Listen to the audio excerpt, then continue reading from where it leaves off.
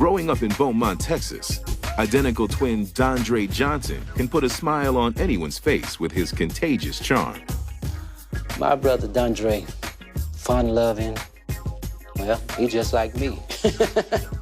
He's loving and caring and compassionate. At age 10, Dondre gets support from his brother through life's first curveball when their parents' marriage comes to an end. The divorce was very unique because usually the mother stays. In this situation, the mother left, and I think it was very impactful emotionally, psychologically for the boys. Despite the absence of his mom, he never lacks a strong and loving female role model when his grandmother steps in to pick up the pieces. The jewel and queen of the family. We had to read the Bible to her daily.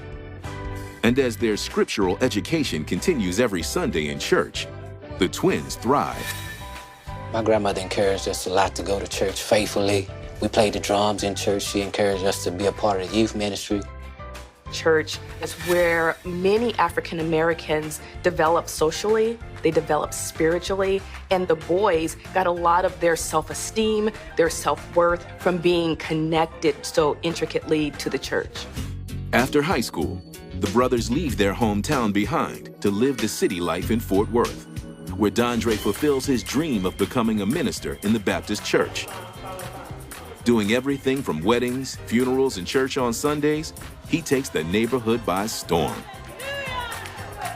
His personality was bigger than life because he was very charismatic.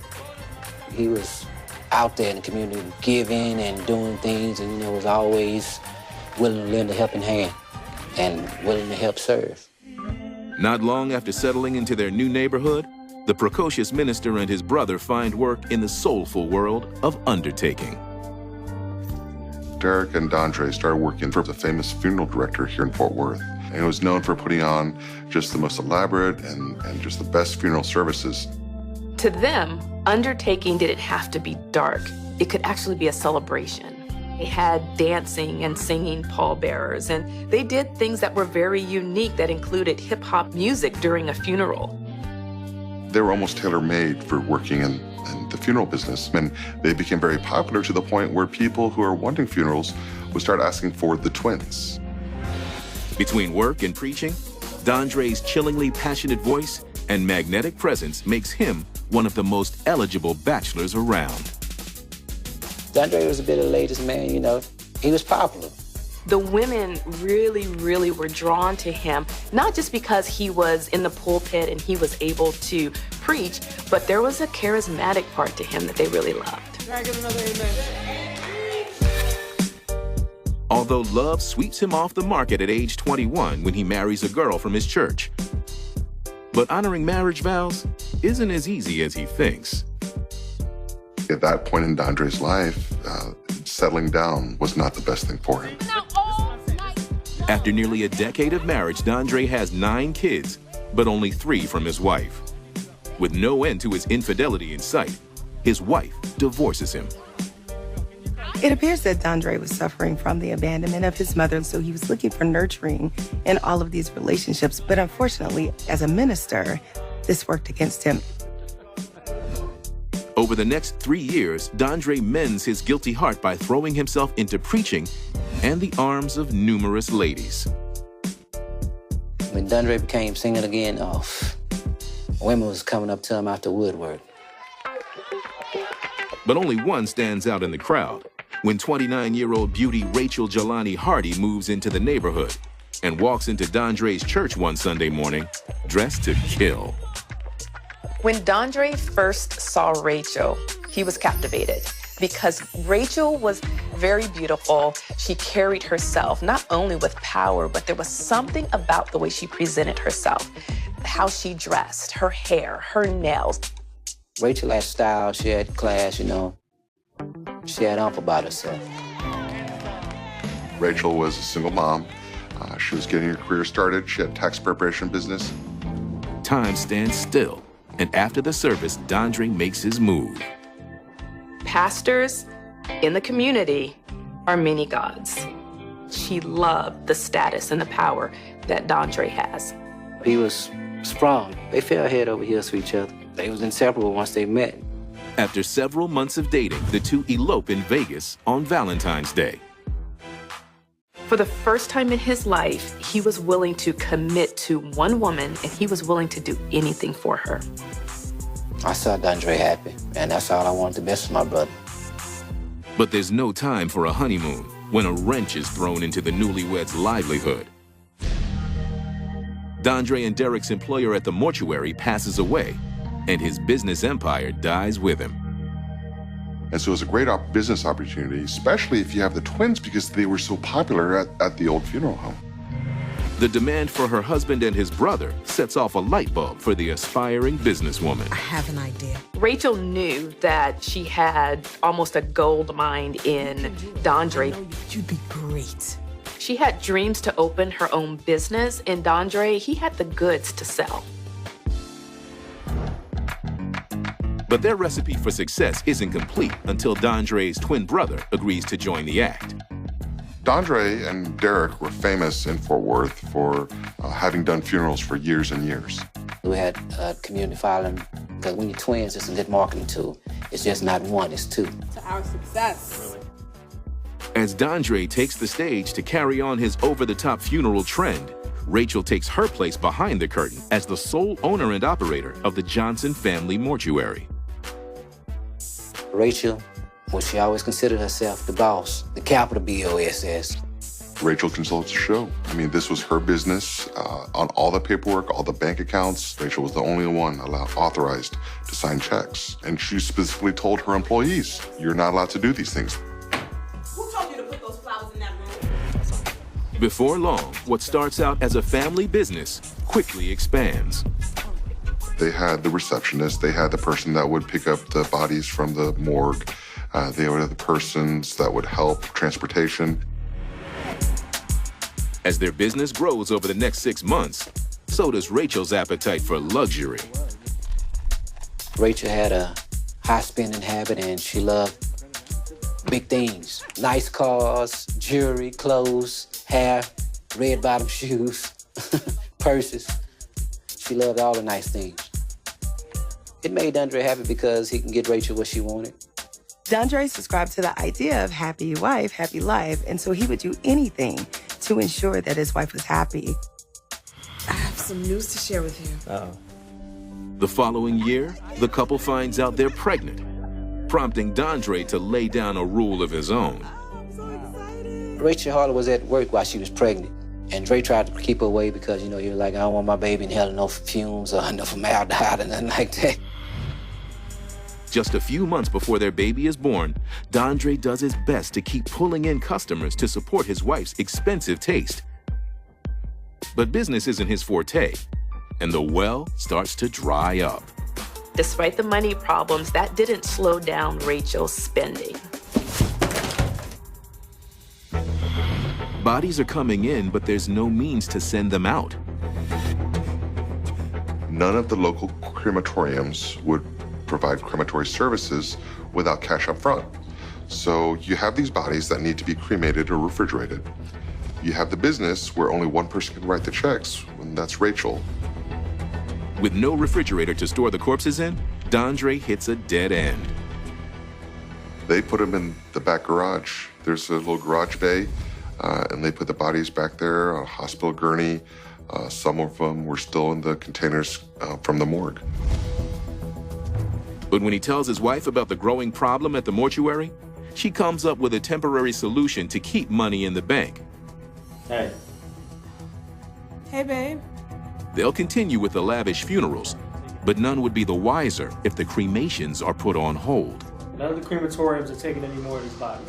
So when people had to be buried, then she would pay that because you had to have the service for the burial. Just put them in the garage.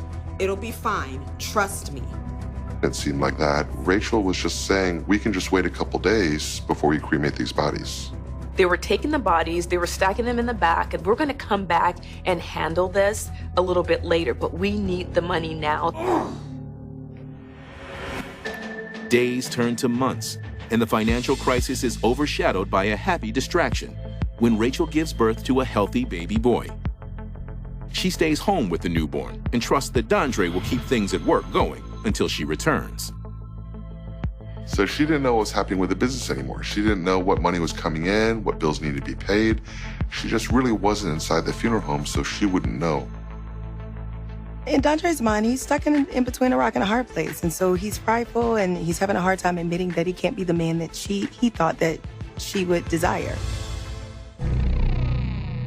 Dondre continues to collect the money from the families and keeps their loved ones laying in wait in a warm and dark place. There were body bags, there were buckets that was catching the fluids that were draining. He'd rationalized for himself that it was okay to do this. To him, it felt like that they were just putting them away for a while until they were able to manage the issue. But the rising tide of grieving clients who have paid up front are banging down his door. There were still families that were waiting for the cremains. They would call and they would have trouble getting a hold of Dondre. They would have trouble getting a hold of anybody, that they just wanted the ashes. And the gruesome truth isn't keeping well in the summer heat, and the stench travels to the parking lot. Dondre does his best to keep people away, but a new problem comes up to haunt them. Rachel had not paid the rent. The landlord had received a lot of excuses, so he finally just showed up to change the locks. When he arrives, there's not a soul in sight. He started to smell something that didn't seem right. Having a key, he opened up the door, he went in, and the first thing that he sees is a body laying on the coffee table. At that point, what he does is he goes inside and says he smells a strong smell of decaying bodies, and he calls the police. As officers search the building, they encounter 8 corpses in various states of decomposition. The bodies were in really bad condition. There was a coffin that was kind of tilted over with the body in it. There were body bags. There were buckets that were catching the fluids that were draining. There was another body that was infested with insects, hundreds and hundreds of insects. Police secure the scene as detectives seek out the owners. The couple can't get in the car fast enough when police call with the news that their business is now a crime scene. Within minutes, Rachel shows up with Dondre by her side as they break through a band of reporters. This is a funeral home. This is where dead bodies belong. So when you come in now, you're going to see dead bodies. How much money did you collect? During questioning, investigators remind them that it's illegal to keep a body out of refrigeration for over 24 hours, but are met with numerous excuses from each of them. We're just going to save the money until we can pay for the crematorium. Dondre's reaction to this whole thing is it's just a big misunderstanding. Even their close friends and family are stunned by the gruesome discovery. Dre never told me why the bodies was there, and I've always wanted to know. I think it was hard for him to speak up against Rachel. Unsure of what to charge them with, police send the couple home to a sleepless night. This is just a misunderstanding. Over the next 3 days, a search warrant allows police to comb through every file in Rachel's office, while medical examiners determine the bodies had been in the garage for weeks and months, and in one case, 2 years.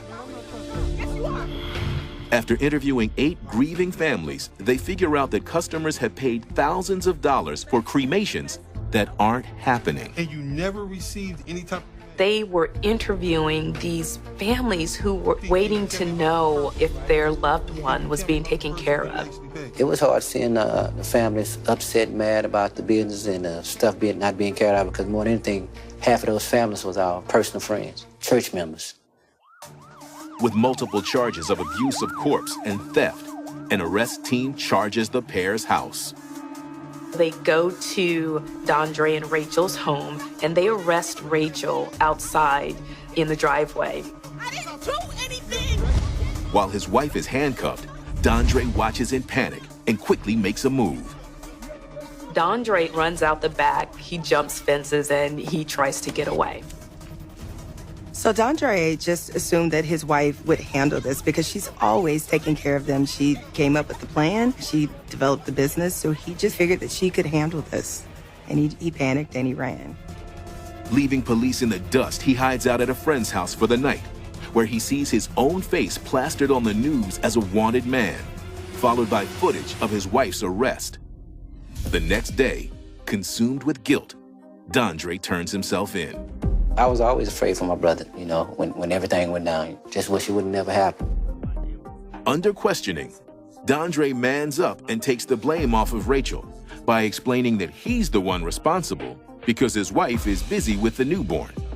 Rachel was his everything, and he was willing to go out on a limb to protect her and to make sure that she was safe. Dondre pleads guilty to 8 counts of abuse of a corpse and is sentenced to 1 year in prison for each count, running concurrently. Rachel Hardy Johnson pleads guilty to 2 counts of abuse of a corpse and 1 count of theft and is sentenced to 3 years in prison.